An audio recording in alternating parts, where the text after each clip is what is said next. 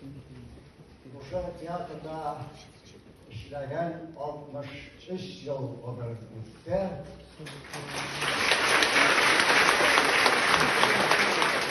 Program ciddi. Bu sonunda spektaklim mənə rəhmət bizimdir.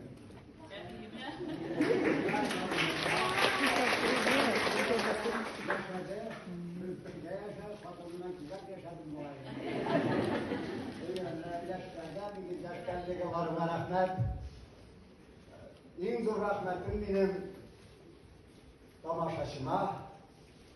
Tamaşaçım beni zorladı, kurtardı. Dik zor rahmet. O bugünkü kilo bütün zor iş. Bu üzür eğitim ölüm demektir. Belki